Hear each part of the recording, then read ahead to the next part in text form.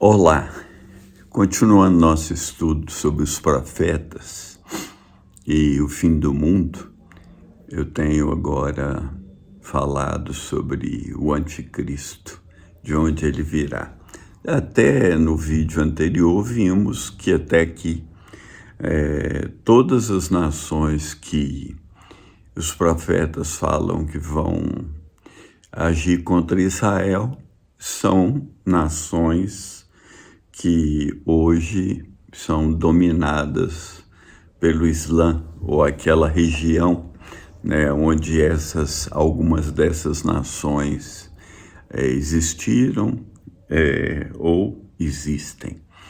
Agora, por que então que a maioria dos intérpretes da Bíblia dizem que o anticristo é romano, é descendente do Império Romano? Existem algumas bases para isso. Alguns pontos são tomados para definir isso. O primeiro ponto é o sonho de Nabucodonosor e da estátua, né, usado para dizer que as pernas é do Império Romano. O outro ponto é Daniel 7, dos 4 animais, onde o quarto animal todo mundo diz que representa Roma. O terceiro ponto é Daniel 9, na profecia das 70 semanas, onde diz que o povo do príncipe que há de vir destruirá a cidade lá na 70ª, ou antes da 70ª semana. E, finalmente, em Apocalipse, quando fala da cidade dos 7 montes, que muita gente diz que é Roma. Bom, o que o sonho de Nabucodonosor e que Daniel interpretou da estátua, que é chave para entender aí a história das nações e dos últimos dias, o que isso fala para a gente, né? O sonho, né, Nabucodonosor tem aquele sonho daquela estátua gigantesca e a cabeça é de ouro, e Daniel diz claramente, fala que a cabeça de ouro simbolizava o próprio rei Nabucodonosor e a Babilônia, depois o peito e os braços de prata, que simbolizava, também é dito, né, que simboliza o Medo-Persa, o Império Medo-Persa, que dominaria a Babilônia, e isso é dito no livro de Daniel. O terceiro reino é a Grécia, que é do ventre ali, que é, né, de cobre, e isso também é dito no livro de Daniel, que seria a Grécia, quando o anjo vem falar com Daniel, quando ele está jejuando, e o anjo vem que teve uma batalha espiritual, que vai sair o príncipe da Pérsia e vai vir o príncipe da Grécia. Mas o quarto reino nunca é dito no livro de Daniel, que é Roma. Mas por que então que todo mundo diz que é Roma, né? É difícil de entender isso, porque seria que todos os intérpretes pegam Roma, né? Então, tem um fato interessante para a identificação de Roma como esse império, é Daniel 2, 34, 35, que diz que enquanto ele estava olhando, uma pedra foi cortada, ela atingiu a estátua nos seus dedos e seus pés de ferro e argila, e esmagou os pés, ferro, barro, bronze, a prata e o ouro foram quebrados em pedaços ao mesmo tempo e tornaram-se como palha. O vento os varreu. Então, imagina, se o império, para ser destruído, o império tem que estar vivo, né? De ser destruído, né?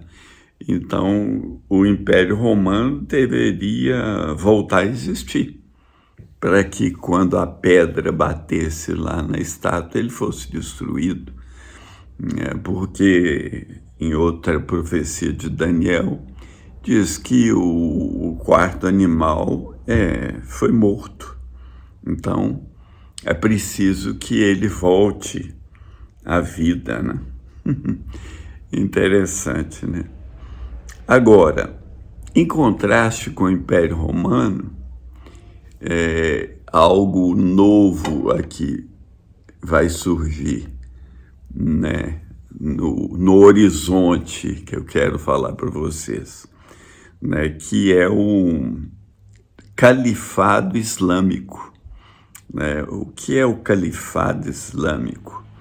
Ele surgiu lá no século VII, né? E ele surgiu depois de Maomé, né? Com a pessoa que sucedeu Maomé, que era Abu Bakr, o nome dele, e ele foi o primeiro califa. E esse califado, ele tinha regras e mandamentos que vai além, que baseado no Corão, que vai além da teologia. Né? No califado, as leis são religiosas, o governo, o idioma, as forças armadas e até a vida privada das pessoas tem que estar sob a autoridade, né, do califado.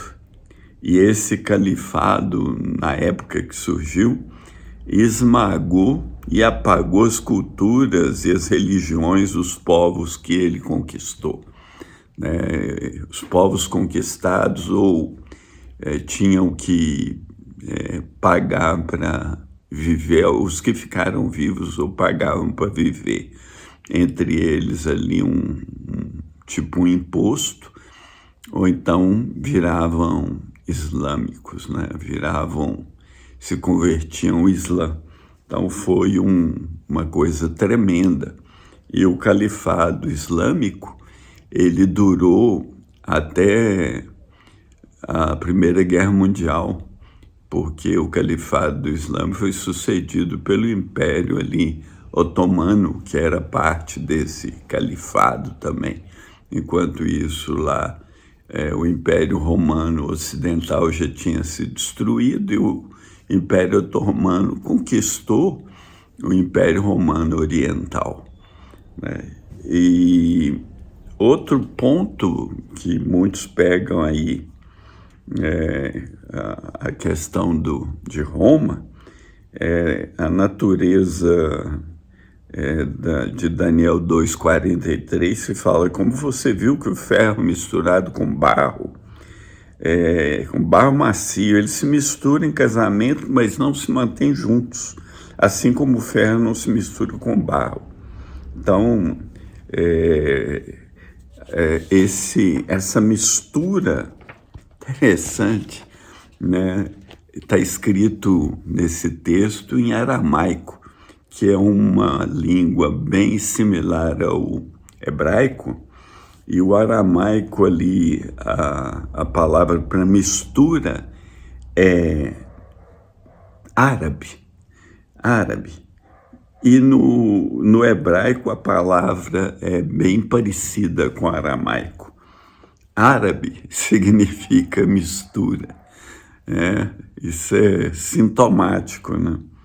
E por exemplo, lá em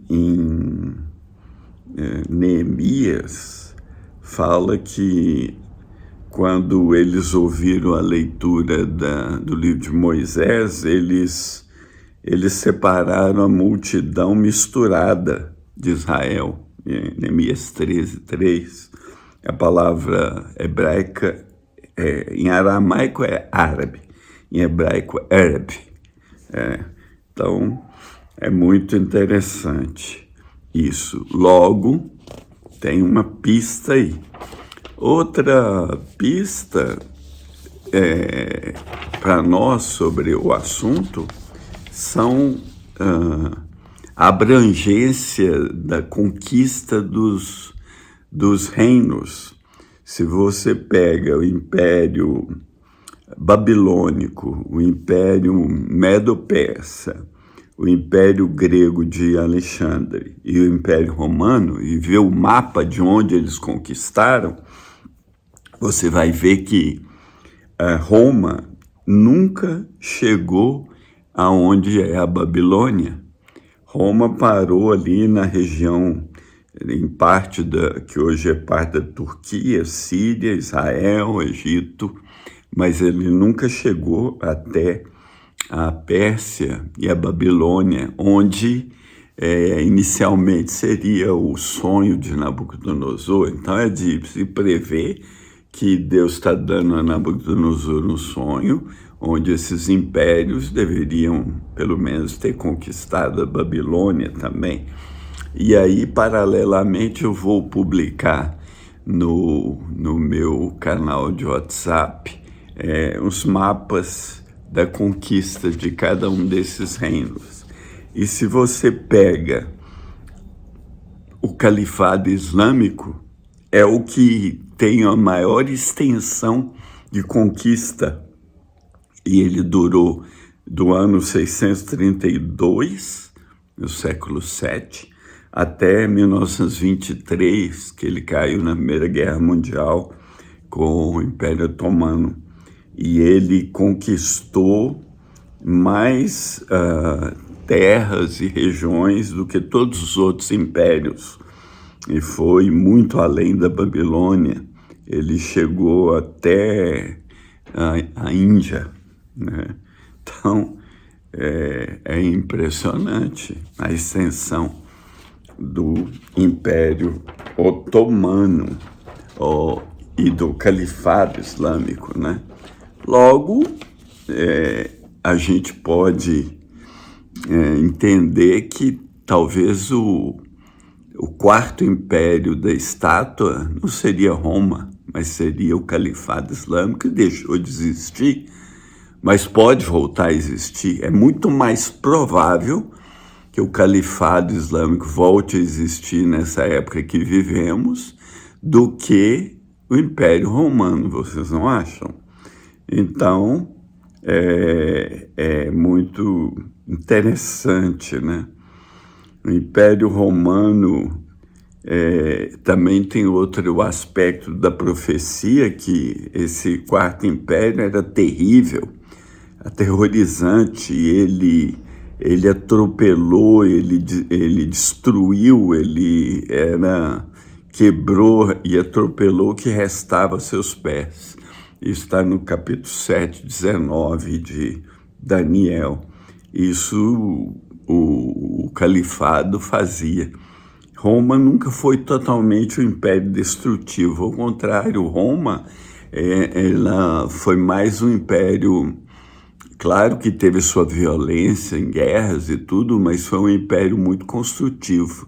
Famosas estradas romanas, etc. Roma abraçava a cultura dos locais, quando o califado nunca abraçou cultura alguma, além dela mesmo. Nunca abraçou religião alguma, enquanto Roma foi conquistada pelo cristianismo, né? Lá no século IV, 3, 4, enquanto que o Califado Islâmico foi só crescendo e tem crescido, né? O Islã tem crescido no mundo assustadoramente, a religião que tem mais crescido no mundo, enquanto que Roma foi cristianizada. Então, você pensar que o anticristo vem de Roma, precisaria do Império Romano voltar, né? E muita gente pensou que ele estava voltando quando as nações aí europeias formaram o mercado comum europeu, falando, 10 nações, as 10 nações, a aliança do anticristo e tal. Hoje são, sei lá, quase 30 ou mais de 30 nações fora o mercado comum europeu. Então, difícil de você pegar isso e colocar dentro da profecia, né? E tem outro fato histórico que muitos pegaram como Roma, que é a profecia das 70 semanas, onde está escrito que o povo do príncipe que virá destruirá a cidade e o santuário. Isso é antes da 70ª semana, né? Então, o que aconteceu? Jesus profetizou sobre isso, né? Que a destruição da cidade de Jerusalém, do templo, foi no ano 70, quando Tito ele liderou os exércitos romanos contra os judeus e ele destruiu. E a coisa que está escrita é que é o povo do príncipe que há de vir vai destruir a cidade. E aí muita gente pegou isso, né, como o povo do príncipe que há de vir, né, que seria Roma. Logo o anticristo vem de Roma. Só que a profecia diz que quem vai destruir? O povo do príncipe que virá. O príncipe que virá, fica claro que é o anticristo, lá na profecia das 70 semanas. Mas quem vai destruir é o povo do príncipe que virá. Logo, o príncipe que virá, ele é descendente do povo que destruiu a cidade. Mas quem destruiu a cidade? Foi Roma, né? O império era o Império Romano, mas quem destruiu mesmo Jerusalém?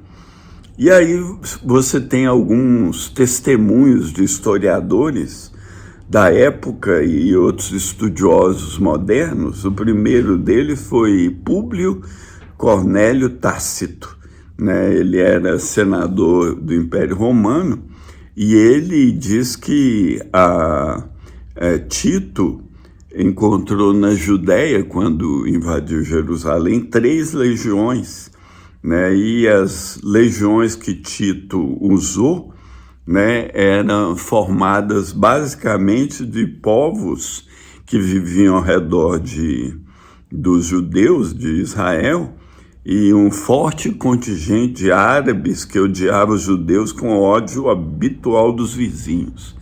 Então, o forte contingente. Já Joséfo, Tito Flávio Joséfo, que é outro historiador muito famoso, diz que Tito veio para a Síria, onde as forças romanas, com um número considerável de auxiliares dos reis da vizinhança, atacaram Israel. E segundo os historiadores modernos também, diz que as legiões romanas consistiam quase que exclusivamente de provincianos. Quem diz isso é Lawrence Kepp, um historiador, onde então a grande maioria do exército romano era formado de povos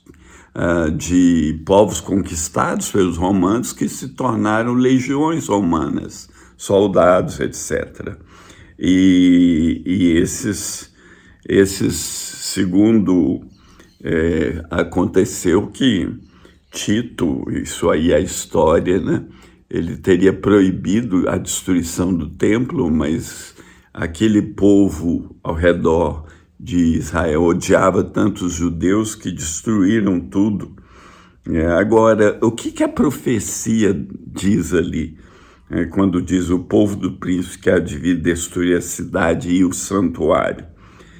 Se a gente pegar a palavra povo, né, e o significado dessa palavra povo no hebraico é am, e significa o quê? Segundo Strong, que é um léxico, né, do hebraico aí, significa povo, nação, pessoas, membros do povo, compatriotas, homens do campo, parentes, né? Significado de raças e tribos, família, parentes. Logo, não significa que quem destruiu a cidade diretamente foi Roma, né, a evidência dos historiadores aí, antigos e modernos, que a identidade étnica desses povos romanos que destruíram eram os ancestrais dos povos muçulmanos que governam a região hoje, né? Os povos do Oriente Médio, que vão ser os principais seguidores do anticristo, que a gente já viu nos profetas, e de onde virá o príncipe. Logo, deduzimos que esse príncipe anticristo vai vir dos povos do Oriente Médio, vai ser um muçulmano, né? E aí nós ficamos pasmos com esse entendimento, né? Então eu quero terminar esse segundo vídeo aqui, depois eu vou mostrar algumas similaridades entre o anticristo e um rei daquela região que invadiu Israel também, que chamava Antíoco Epifânio, mas farei isso no próximo vídeo, para que esse vídeo não fique muito longo e a maioria não tenha paciência de escutar-me. Então eu te peço que você vá no canal de YouTube, William Robson Leite, né, assista esse vídeo, faça um comentário, porque fazendo comentários o YouTube vai poder até mandar para as pessoas poderem assistir também. Hoje ele não tem mandado porque os comentários são muito poucos e os likes também são muito poucos. E meu propósito não é ter like para minha promoção pessoal, mas é para espalhar a verdade da palavra de Deus e de um assunto que tem sido quase que exclusivamente entendido de modo não bíblico, mas de modo histórico, ou alguém começou com essa ideia e essa ideia prevaleceu. E se você tiver comentários ou perguntas também, escreve lá no canal do YouTube, ou então no grupo de WhatsApp. E se você quiser participar do grupo do WhatsApp também, lá no canal do YouTube você coloca o seu WhatsApp, que eu te incluo no grupo, para a gente poder discutir mais o assunto. Então, que o Senhor Jesus te abençoe, te guarde, faça resplandecer o rosto dele sobre você, te dê a bênção dele que enriquece e não acrescenta dores, e que você tenha uma vida bem-sucedida na presença do Senhor. Fica na paz, um grande abraço, em nome de Jesus Cristo, o Senhor dos senhores e o Rei dos reis. Paz.